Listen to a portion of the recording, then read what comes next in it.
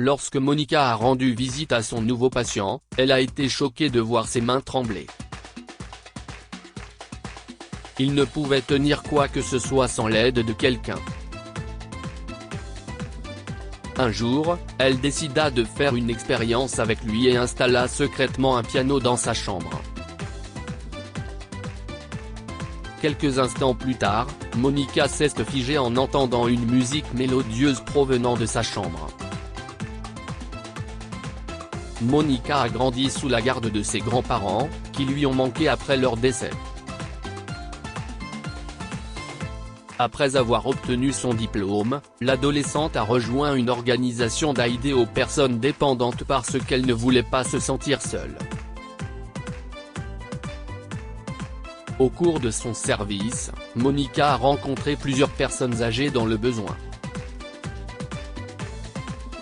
Si certaines appréciaient son travail, d'autres pensaient qu'elle était leur petite fille miracle. Cependant, un grand-père se démarqua et la laissa sans voix avec son amour impeccable pour la musique, malgré des mains qui tremblaient terriblement. Mademoiselle Monica. Vous devez vous rendre à 11 Street Ezen. Lui expliqua son manager en lui donnant une nouvelle adresse.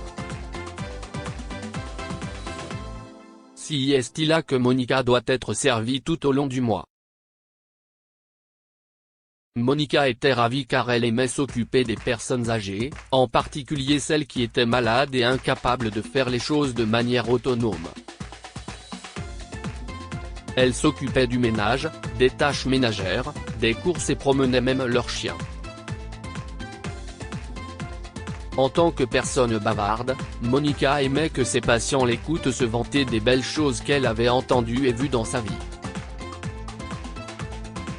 Avec de telles pensées, elle espérait que la personne à l'adresse de laquelle elle se rendait serait satisfaite de son service. Cependant, elle était loin de se douter de ce qui l'attendait là-bas. Passez une merveilleuse journée, madame, lui dit le personnel d'une boulangerie après qu'elle soit sortie avec une boîte de croissants. Elle achetait souvent de jolies choses à la boulangerie lorsqu'elle se rendait chez un nouveau patient, en guise de témoignage de confiance et d'amitié.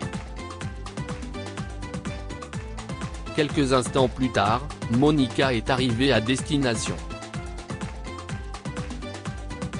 Elle regarda autour d'elle et attendit impatiemment après avoir sonné plusieurs fois à la porte. « Bonjour, il y a quelqu'un ? Je suis votre nouvelle aide-soignante », a-t-elle crié. Mais personne ne répondit. Elle frappa à la porte et fut stupéfaite lorsqu'elle s'ouvrit d'elle-même en grinçant. « Oh mon Dieu !» s'exclama Monica en entrant. L'étrange silence qui régnait autour d'elle l'effraya.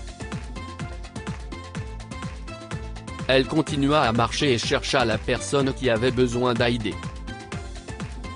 « Il y a quelqu'un à la maison ?» dit-elle anxieusement. Monica se retrouva dans le salon, qui était censé être le cœur de la maison. Elle vit un vieil homme assis sur un fauteuil. Elle se plaça derrière lui, mais il ne se rendait compte de rien. Ses yeux sont fixés sur la télévision et son visage n'a aucune expression. Elle se racla la gorge et dit « Bonjour, monsieur. Je suis Monica, votre nouvelle aidante. » Le vieil homme se retourna et se leva immédiatement. « Eh bien, bonjour, mademoiselle. » s'exclama-t-il avant de s'interrompre. « Monica », lui répéta-t-elle. « Ravi de vous voir, mademoiselle Monica. Asseyez-vous, s'il vous plaît », lui dit l'homme. « Je m'appelle Charles. Enchanté. » Monica s'assit et regarda le salon qui semblait plus classique que ceux qu'elle avait visités auparavant. Elle observa ensuite les nombreux boucaux qui se trouvaient sur le meuble de la télévision et fut choquée. Des médicaments contre la maladie d'Alzheimer? Elle se rendit compte que l'homme était atteint de la maladie d'Alzheimer et décida d'être très attentive à ses soins. Un peu plus tard, elle lui a demandé s'il voulait du thé, ce à quoi le vieux Charles a répondu par l'affirmative. Il avait l'air heureux mais perdu. Oh non. Attendez une seconde, j'arrive, elle se précipita vers lui après l'avoir vu avoir du mal à prendre la télécommande. Ses mains tremblaient et Monica comprit qu'il avait un réflexe musculaire involontaire. Elle sourit et lui dit qu'elle s'occupera de toutes les tâches ménagères. Le vieux Charles est ravi et l'invite à visiter la maison. Je vais prendre votre thé et vous attendre ici. N'hésitez pas à visiter ma maison, lui dit-il. Après avoir visité la cuisine et la salle à manger, Monica monte dans la chambre de l'homme. Plusieurs vieilles photographies ornent les murs de la chambre. Elle avait l'impression d'être entrée dans une capsule temporelle de souvenirs du vieux Charles. Monica admire les différentes photos de la vie de l'homme. Alors qu'elle étudie chacune d'entre elles, elle se fige à la vue d'une photo en particulier. Incroyable, s'exclama-t-elle, bouche bée devant la photo d'un jeune Charles jouant du piano dans une grande salle de concert. C'était un musicien ou quelque chose comme ça? Monica se précipita en bas pour en savoir plus. Elle alla au-devant de l'homme et lui demanda de lui parler de sa jeunesse. Mais à son grand étonnement, il ne la reconnut pas. « Qui êtes-vous et que faites-vous dans ma maison ?» demanda-t-il à Monica. Se rendant compte qu'il était à un stade avancé de la maladie d'Alzheimer, Monica s'est installée et a donné des explications au vieux Charles. « Je suis là pour m'occuper de vous », précisa-t-elle. Le vieil homme s'est calmé et a dormi pendant que Monica s'occupait des courses. Elle prépara le dîner dans des casseroles pour qu'il puisse manger quand il aurait faim. Elle a laissé un mot, à demain à 9 h, qu'elle a collé sur le réfrigérateur à l'aide d'un aimant. Monica rentra chez elle en pensant à qui pouvait être le vieux Charles et finit par rencontrer son ami qui lui suggéra une drôle d'idée. Ce soir-là, une de ses amies proches, Janice, lui rendit visite.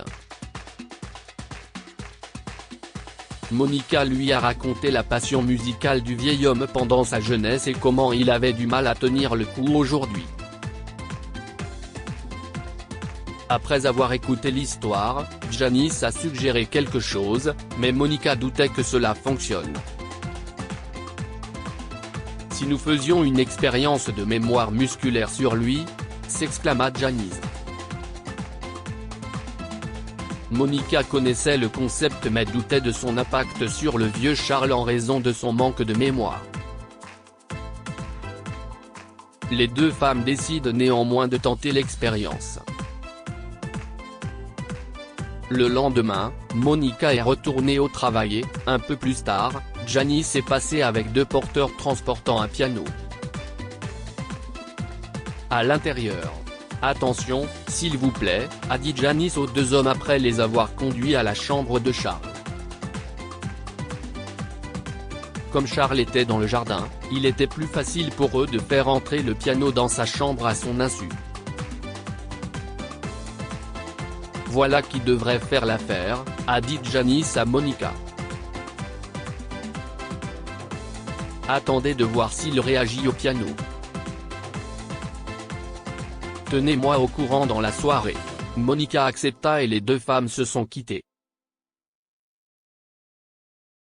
Pendant que Monica nettoyait le salon, Charles monta à l'étage. Il ignorait qu'il y avait un piano dans sa chambre. Au bout d'un moment, Monica s'est figée de confusion. Elle entendit des airs mélodieux qui semblaient provenir de l'étage. Elle ne croit pas ses oreilles et se précipita. Si est incroyable, s'exclama-t-elle en entrant dans la chambre de Charles. Comment est-ce possible? Monica regarda Charles jouer du piano comme un musicien professionnel. On aurait dit qu'il n'avait aucun problème de santé et qu'il n'était pas atteint de la maladie d'Alzheimer. Si est incroyable, soupira Monica. Charles faisait glisser ses doigts sur les touches du piano, ce qui incita Monica à se replonger dans son enfance et à se souvenir de son grand-père qui jouait lui aussi de cet instrument. Superbe, marmonna-t-elle tandis que les larmes coulaient sur ses joues. Monica était heureuse de voir que Charles chérit son amour pour la musique. Elle a vu une véritable paix dans ses yeux et son sourire était d'une innocence parfaite. Elle est convaincue que la musique est tout ce dont il a besoin pour surmonter sa douleur et sa solitude. À partir de ce jour, Monica est devenue l'aidante attitrée de Charles. Le côtoyer lui procure la satisfaction et le plaisir de revivre les moments passés avec son défunt grand-père. Chaque soir, la maison du vieux Charles résonnait de nombreuses mélodies douces et variées, que Monica chantait en même temps que lui. À demain, ma chérie, disait-il souvent à Monica, qui sortait toujours avec le sourire et d'agréables souvenirs. Que pouvons-nous apprendre de cette histoire? N'hésitez pas à aider ceux qui en ont besoin. Lorsque Monica a vu que Charles avait du mal à tenir la télécommande de la télévision et qu'elle a appris plus tard qu'il avait été pianiste dans sa jeunesse, elle a discuté de ses problèmes avec son ami. Elle l'a aidé à surmonter ses difficultés en lui faisant la surprise de lui offrir un piano pour qu'il puisse revivre ses souvenirs musicaux. Une petite faveur peut faire beaucoup, Charles a oublié sa douleur et sa maladie après avoir vu le piano. Il a joué de nombreux airs et a surpris Monica, qui s'est replongée dans son enfance et s'est souvenue des bons moments passés avec son grand-père.